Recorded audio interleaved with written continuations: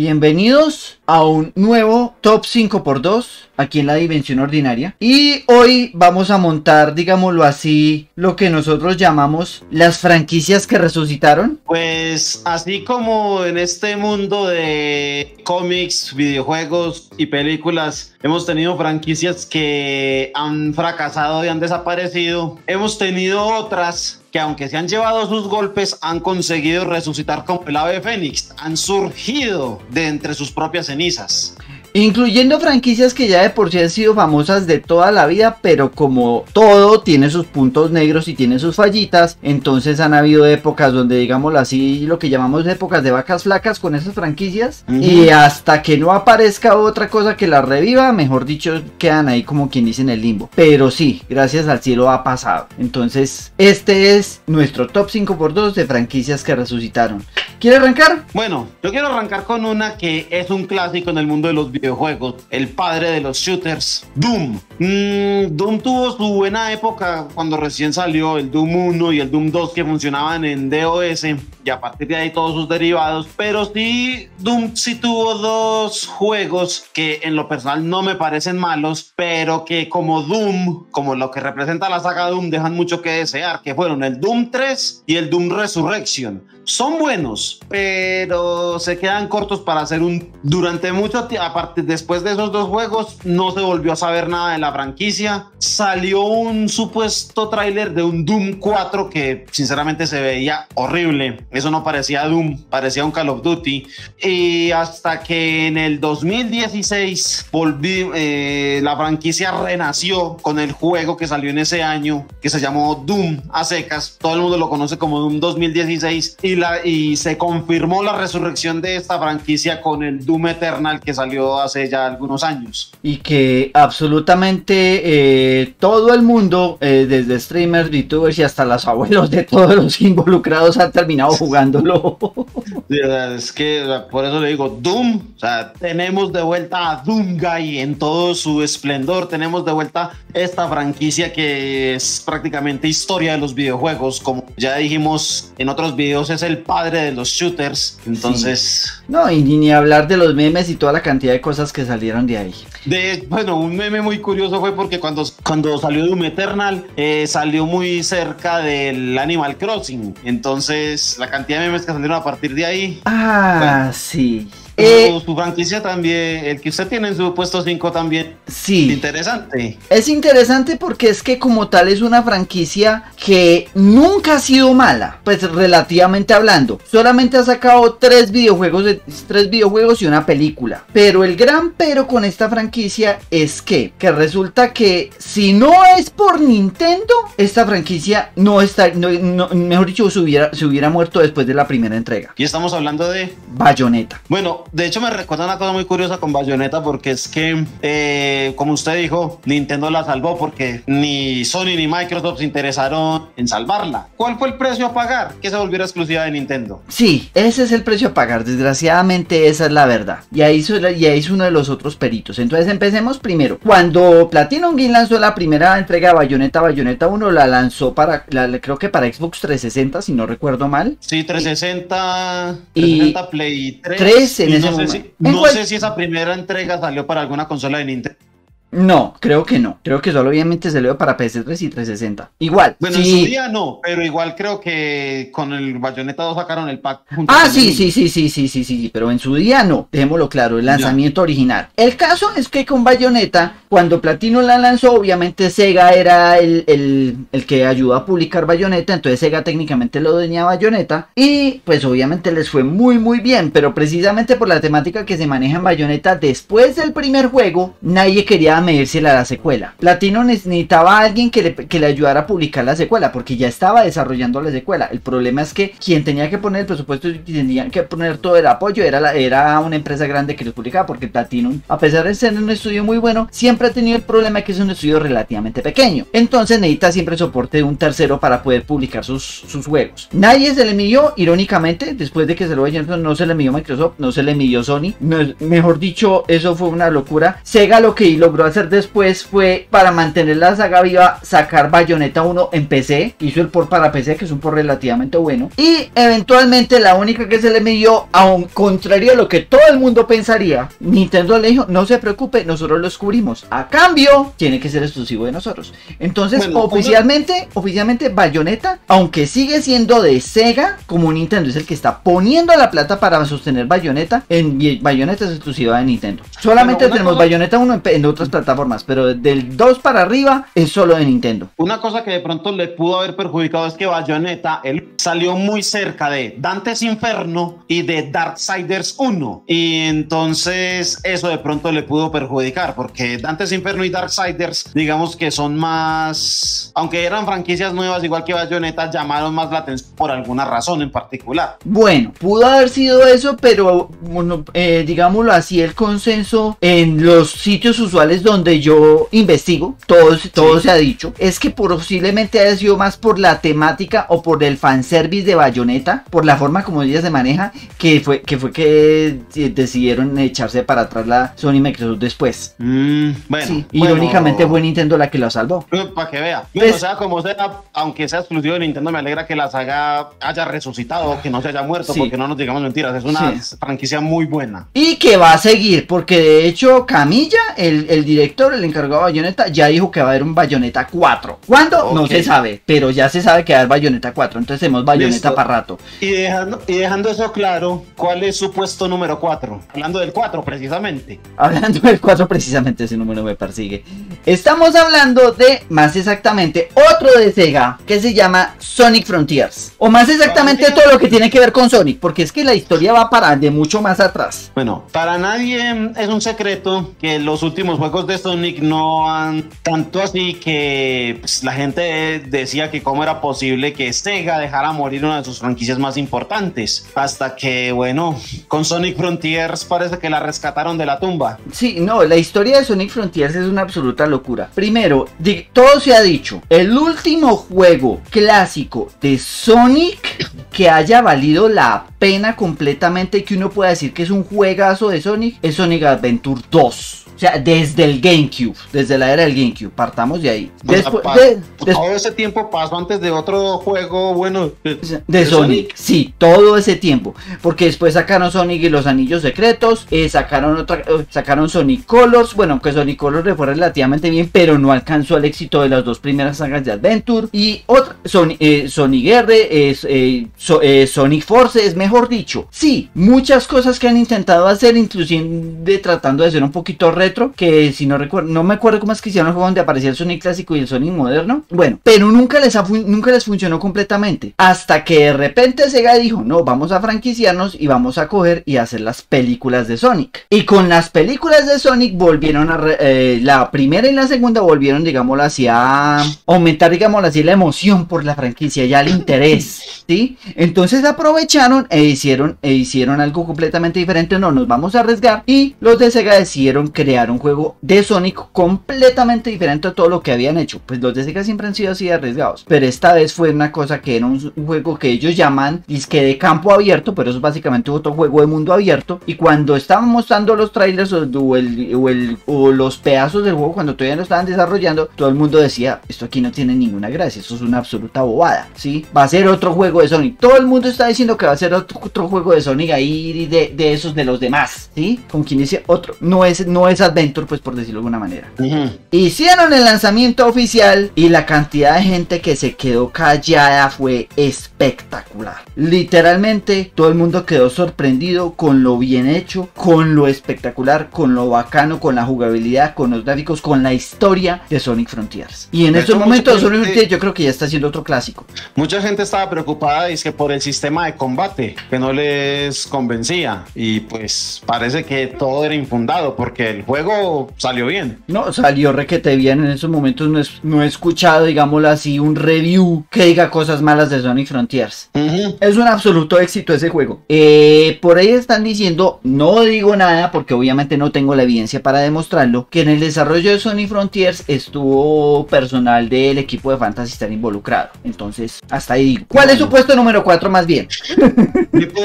Mi puesto número 4 es No Man's Sky. Para nadie es un secreto que ese ese juego que en su día de lanzamiento se vio envuelto en polémica tras polémica, escándalo tras escándalo, que no era lo que habían prometido. Mejor dicho, el lanzamiento de ese juego fue desastroso. Todo porque el desarrollador o el genio o la persona, el director detrás de No Man's Sky, ¿cómo es que se llama él? ¿Cómo es que? No recuerdo el nombre de él. Bill Murray, algo así, no me acuerdo bien. Él, ¿qué dijo? Básicamente se puso a decir, voy a crear No Man's Sky y voy a hacer esto, con esto, con esto, con esto, con esto. Y mejor dicho, eso se le llama sobrevalorar o le provocó demasiado interés en la audiencia. O sea, se marcó un Peter Molyneux. Y para los que no sepan quién es Peter Molyneux, los invito a que lo y se darán cuenta por qué lo digo.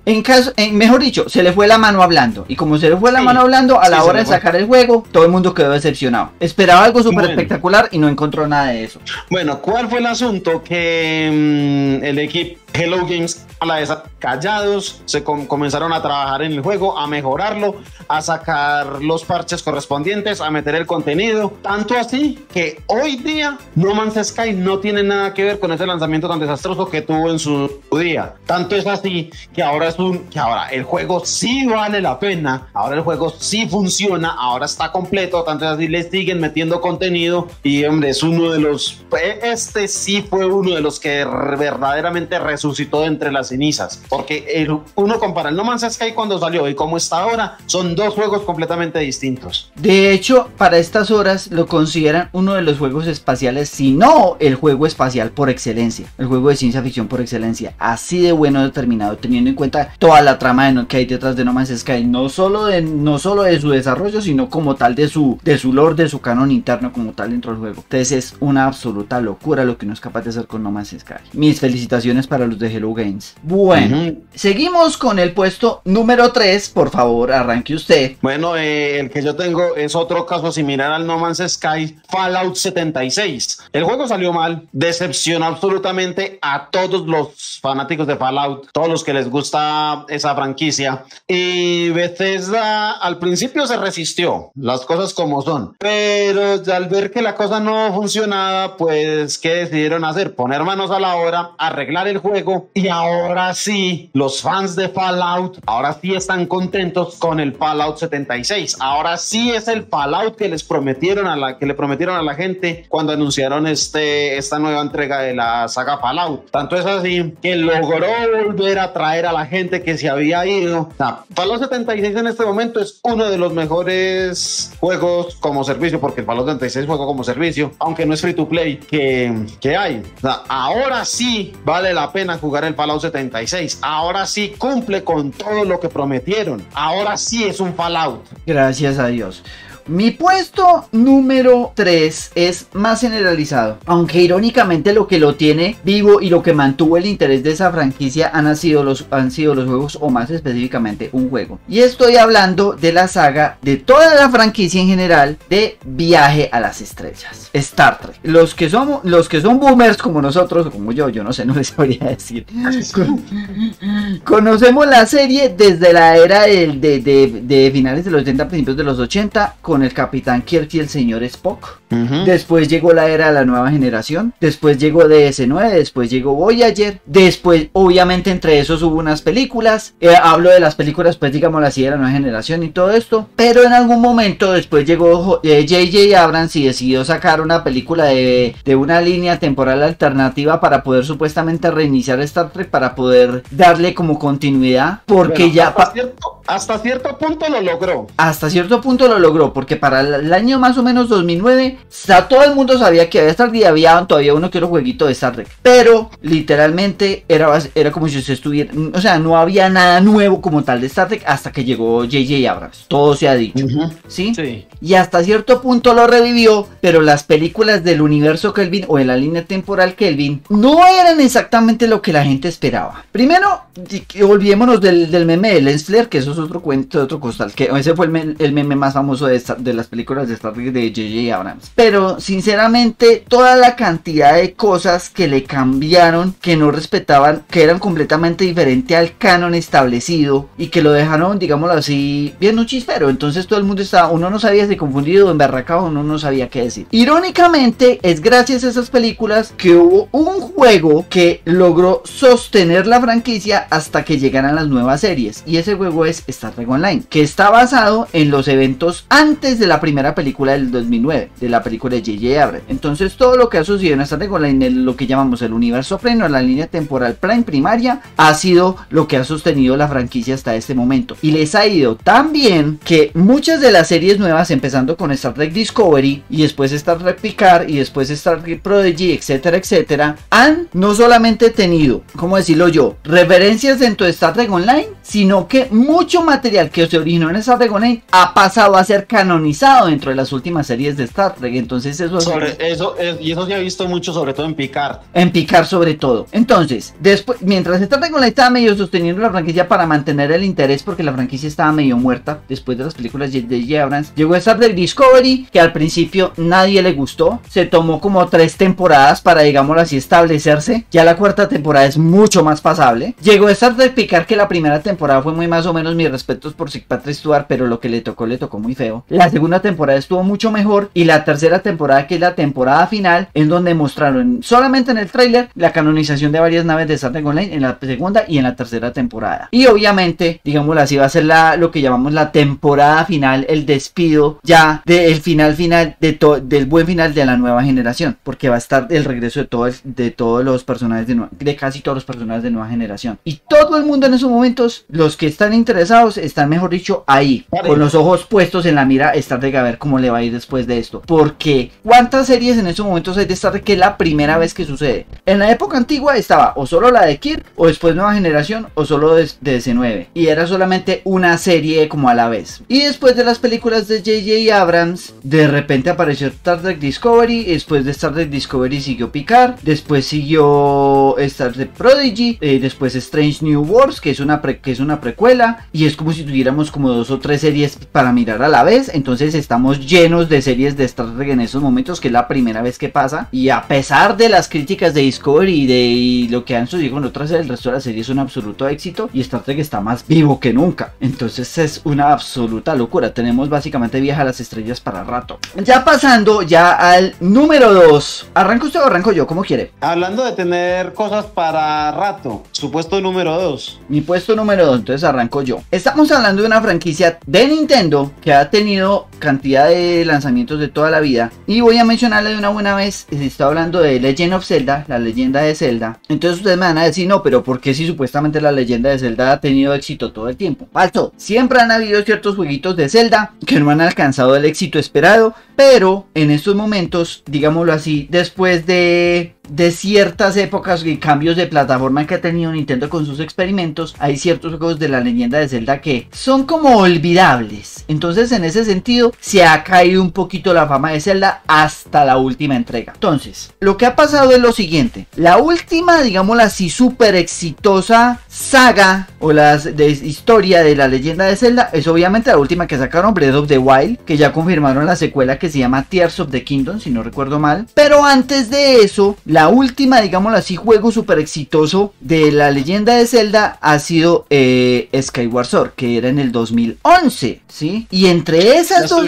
Y entre esas... Ya estoy viendo a muchos confundidos, porque después del Skyward Sword vinieron más que fueron buenos. Sí, pero resulta que los que fueron buenos no estaban al mismo nivel. Irónicamente tiene que ver más con las plataformas, y les explico. Resulta que Breath of the Wild salió tanto en Nintendo Switch como en la Wii U en su momento, ¿sí? Y antes de eso, Skyward Sword estaba solo para Wii. Los juegos que vinieron entre esos dos, eran solo 2 juegos de hecho, se llaman A Link Between Worlds y Triforce Heroes, que eran ambos para Nintendo 3DS. Y el problema no es que los juegos fueran relativamente malos, los juegos eran buenos. El problema es que ya para estas horas, durante esa época, la 3DS ya estaba para salir de producción, porque eventualmente a la Nintendo Switch la iba a reemplazar. Entonces, por las plataformas en las que salió, esos 2 juegos de Zelda dejaron la franquicia no exactamente, digámoslo así, caída, pero tampoco la dejaron bien parada. Entonces no se volvió a escuchar de un juego bueno de Zelda desde el el 2011 hasta la llegada en el 2017 de Breath of the Wild. Y que es un juego, lo mismo que pasó con Sonic Frontiers, es el primer Zelda que es de mundo abierto, porque los otros eran básicamente mundos estándar, ¿sí? Que usted tenía que pasar niveles. Entonces es una absoluta locura. Y vuelve y juega. La fórmula les funcionó tanto que se supone que la secuela de Breath of the Wild, que se llama Tears of the Kingdom, posiblemente también sea de mundo abierto. Entonces esperemos a ver qué vaya a pasar, porque la leyenda de Zelda es un clásico. Su puesto número 2. Mi puesto número 2 es una franquicia de Ubisoft llamada Far Cry. Los primeros Far Cry fueron bastante buenos. El primer Far Cry de hecho salió en la primera Xbox.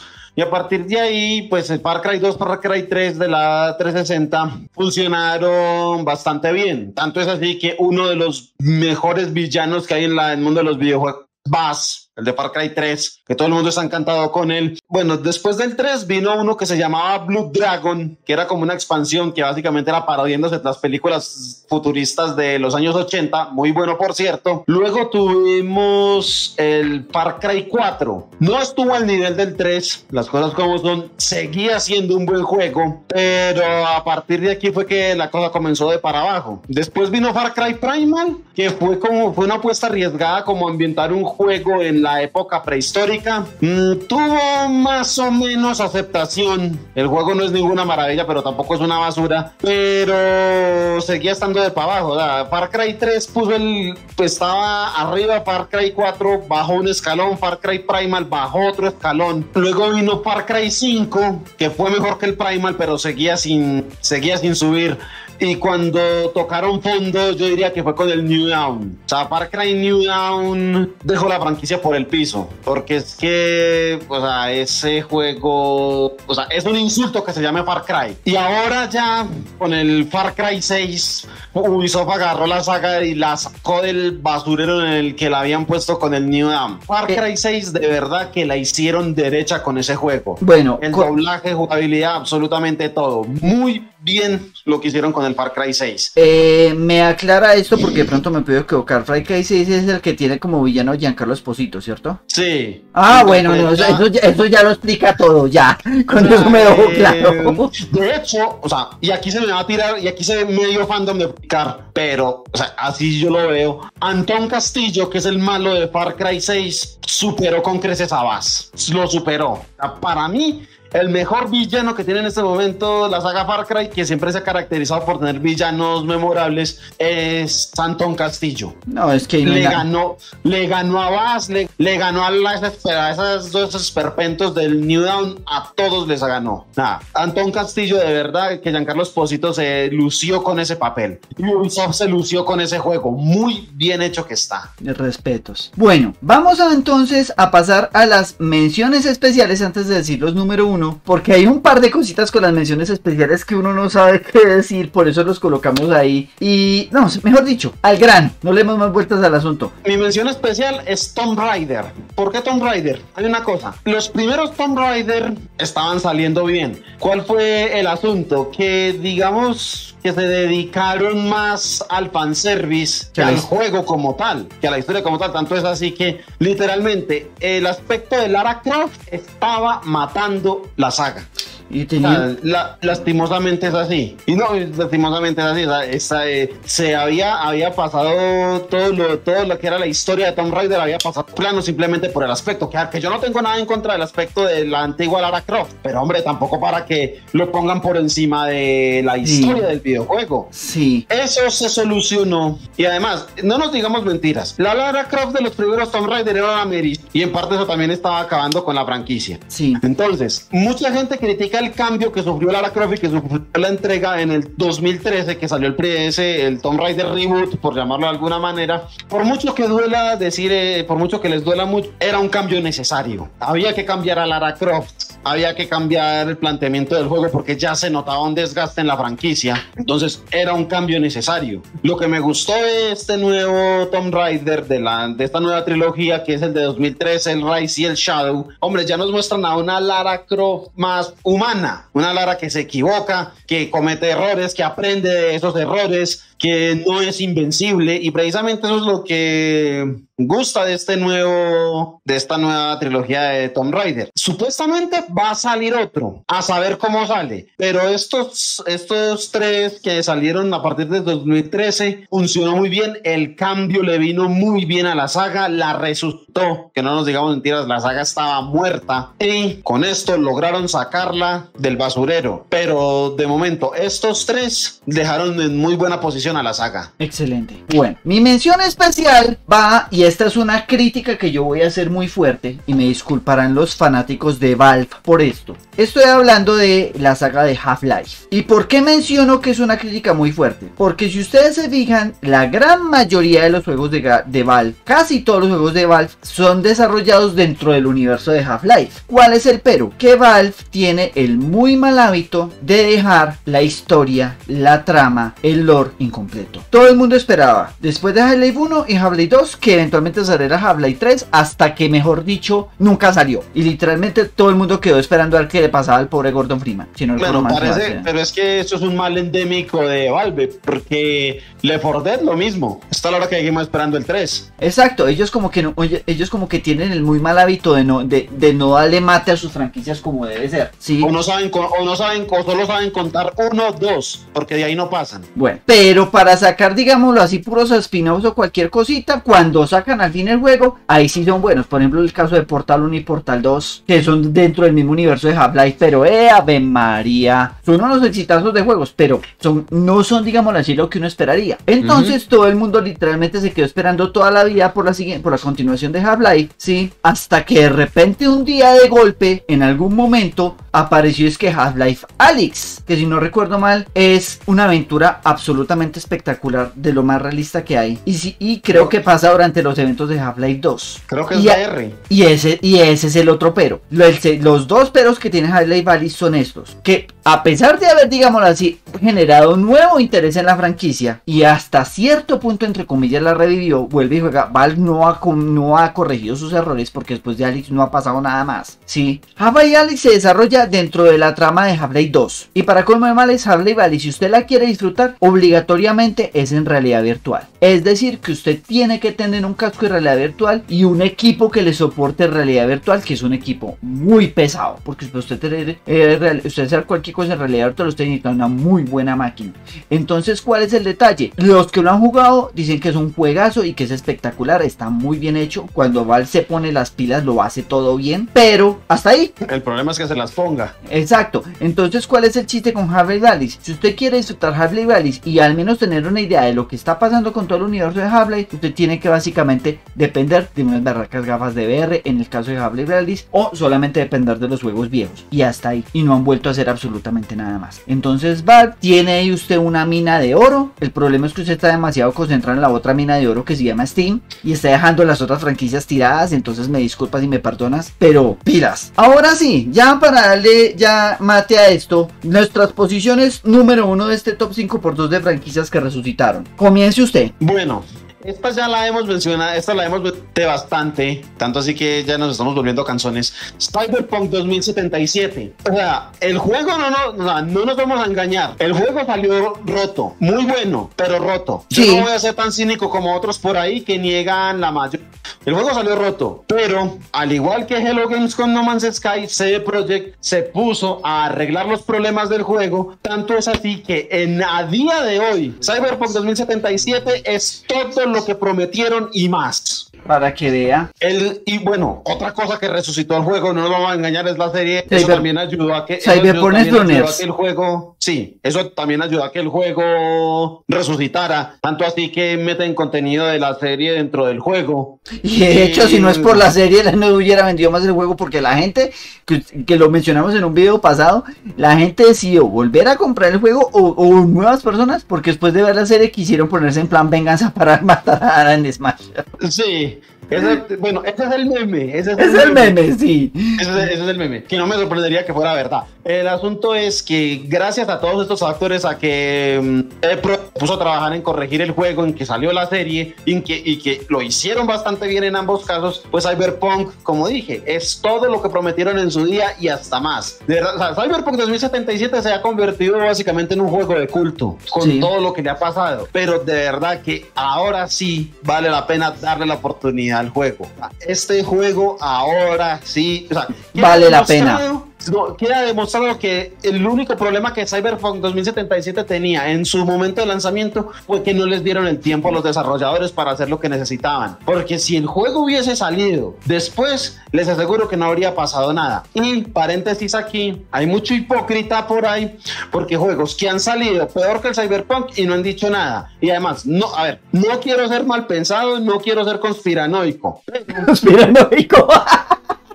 Sí, no quiero ser mal pensado, pero Cyberpunk 2077 tiene una particularidad, que es que se pasa todo lo buque por el arco del triunfo. Y yo creo que es que se metieron con el juego precisamente por eso. Y lo de los bugs fue simplemente una fachada, porque hay juegos que han salido peor. De hecho, lo mencionamos en este video, No Man's Sky, y ahí sí la gente no dijo nada. No quiero ser mal pensado, pero dejo ahí el dato. Bueno, no, y además hay un detalle que le voy a agregar a Cyberpunk, que en el caso de Cyberpunk 2067, acordémonos que Cyberpunk 2067 está basado en la franquicia de Cyberpunk que viene desde hace muchísimos años, de un juego de rol de mesa. Exacto, un juego de mesa. Entonces, con mayor razón, ya se volvió el renacimiento del género de Cyberpunk. Es que literalmente eso fue un establecimiento del género espectacular. Dejémoslo en esos términos. CD Projekt Red ya anunció el DLC que sale el año en Phantom Liberty. Phantom Liberty, ok, listo, perfecto. Y anunciaron que van a sacar nuevos proyectos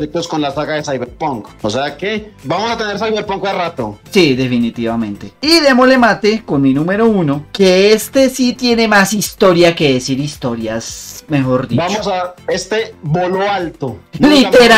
Literal. Estamos hablando precisamente de otro que también lo hemos mencionado varias veces y que yo creo que también estamos cansones con eso, pero es que vale la pena. Y estamos hablando de la saga de Microsoft Flight Simulator, que precisamente a la hora de grabar este video ya pasó más o menos casi un mes de haber cumplido los 40 años de Flight Simulator. Así de antigua es esa saga, más vieja que el mismo Windows, que ya lo hemos mencionado antes. Y el primer Flight Simulator, ¿en qué sistema operativo funcionaba? Eso era para de Apple. De Apple, y creo que era para Apple II, si no recuerdo mal, y cuando eso no lo tenía Microsoft, sino una empresa llamada Sublogic. Eventualmente, como siempre, Microsoft lo compró y lo desarrolló, y mejor dicho, y había casi que entregadas cada de 2 a 4 años de Flight Simulator, y se volvió el simulador de vuelo por excelencia, el programa de probar especificaciones de computador por excelencia. Si usted quería saber si un computador funcionaba bien, usted tenía que instalarle Flight Simulator, y si el computador sobrevivía, entonces el computador era compatible con otros computadores, así de bueno era. De hecho, este Flight Simulator 2020, la última entrega, le midió el aceite a más de una máquina. Que sí, que lo que quiera, y aún con las optimizaciones que le han hecho, sigue siendo un juego extremadamente pesado, Se lo voy a poner en estos términos. ¿Cuál es el cuento con Flight Simulator? Que ya lo hemos mencionado antes y voy a insistir mucho en eso. Como ya dijimos, empezó en la era del Apple II, mucho antes de Windows, y han sacado entregas de Flight Simulator las que quiera hasta la versión del 2016, que era Flight Simulator X. ¿Sí? Y antes de eso era Flight Simulator 2004, la celebración del centenario de la aviación. Y han sacado cantidad de versiones de Flight Simulator, y la ventaja que ha tenido Flight Simulator es que ha sido tan aproximado, porque nunca ha sido perfecto y no lo va a ser hasta que tengamos la suficiente potencia de cómputo para hacer esa gracia. Ha sido lo más aproximado a la realidad de la aviación, ¿sí? Todo el proceso de usted tener que despegar el avión, calcular combustible, comunicarse con torre de control, hacer todo el plan de vuelo, todo ese tipo de cosas,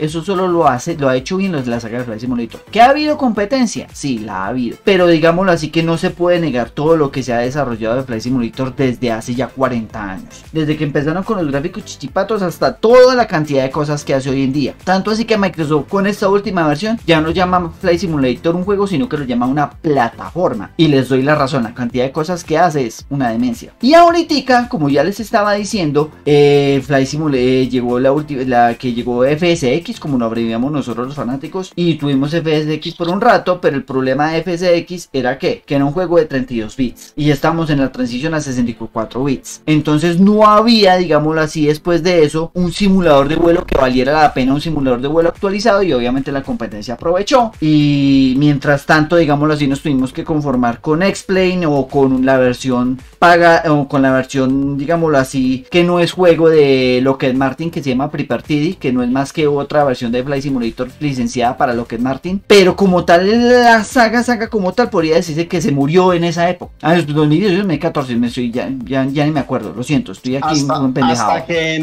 Hasta que creo que fue en un E3, hasta que en ese E3... Ah, no, corrijo, ahí sí no. Yo me estoy equivocando, no es 2016, 2006. Ah, más para atrás. Más para atrás. 10 años más para atrás. 10 años más para atrás, claro, porque es que ahora estaba que no me cuenta. Lo siento, los fanáticos de Flight Simulator, ya lo había mencionado bien antes, yo me equivoqué. Sorry, me les arrodillo, por favor, me perdonan.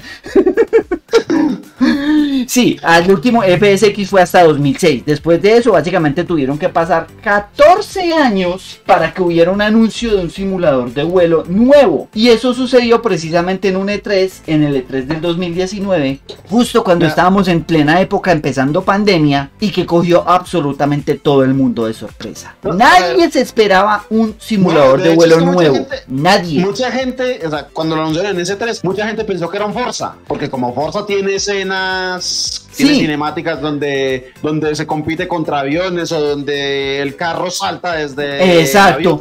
Y otros pensaron que era Halo porque tenía cinemáticas parecidas, porque lo primero que apareció en ese tráiler fue básicamente montañas y cielo. Entonces, y tenía una música que suena muy parecida a Halo. Entonces uno decía, de pronto también es Halo o alguna cosa, pero cuando empezaron a mostrar los aeropuertos y los aviones, ahí ya la gente pensó, ok, esto no es ni Halo, ni mucho menos Forza, aquí esto es algo raro. ¿Qué pasó aquí? Mira, fue salir el nombre Flight Simulator para que se cayera, para que todo se viniera abajo. Literalmente la gente que se dio cuenta que eso era Flight Simulator casi que se va desde que se cae de la silla. Un Flight Simulator nuevo después de 14 años y viéndose así de bien. ¿Qué magia negra es esta? Con eso les digo todo. Así. Y eventualmente cuando salió, no nos digamos mentiras, le pasó casi lo mismo en parte a lo que le pasó a No Man's Sky y a lo que le pasó a Far Cry, que salió muy bugueado, todo se ha dicho, pero en ese momento a la gente no le importó. Se arriesgó a quemar su máquina para enseñar Flight Simulator, y todavía hoy en día hay que arriesgar a quemar la máquina para jugar Flight Simulator, pero las visuales y lo que usted podía hacer, literalmente tener todo el planeta entero a su disposición para volar, eso es algo que nunca se había hecho ni siquiera en las versiones de FSX y ahí para atrás. O sea, eso es, solo le falta un 10% más para que sea la realidad, por decirlo de alguna manera. Y en esos momentos todo el mundo quiere jugar Flight Simulator, tanto los que están fanáticos de aerolíneas como la gente que quiere recorrer el mundo. Bueno, de hecho una cosa, algo para abonarle a este Flight Simulator es que trajo gente que jamás se interesaba en un simulador como este, y simplemente por la curiosidad de ver qué era y simplemente por la accesibilidad que da, les picó la curiosidad de ver cómo era Flight Simulator. Y mucha de esa gente, eso es como el anillo único del Señor de los Anillos. Una vez que lo ponen, de ahí ya no hay escape. Sí, y básicamente el nicho que era antes el género de simulación de vuelo, ahora ya no es ni tan nicho. Regresamos a Flight Simulator, como dicen por ahí. Bueno, estos fueron nuestros... sí, nos emocionamos demasiado. Estos fueron nuestros top 5x2, y de hecho este es el último video de este año 2022, valga la redundancia, valga la rima. Esperamos que les haya gustado, tenemos cositas preparadas para el año entrante, ténganos algo de paciencia, porque este video se nos fue largo. Bastante, pero valió la pena. Y sí, como ya dije, ténganos algo de paciencia y nos veremos el año entrante. Feliz Navidad y próximo año nuevo. Ya nos veremos el otro año. Ya el otro año volvemos este par de montañeros a joder la vida. Y nada, y nos veremos en el 2023. Bueno, esto ha sido todo por hoy. Esperamos sus comentarios. Si les gustó, ya saben lo que tienen que hacer. Si no les gustó, ya saben lo que tienen que hacer. Si no se han suscrito, ahí está el botoncito. Mi nombre es Daniel Valencia. Daniel Amador. Y nos veremos la próxima. Chao. Chao.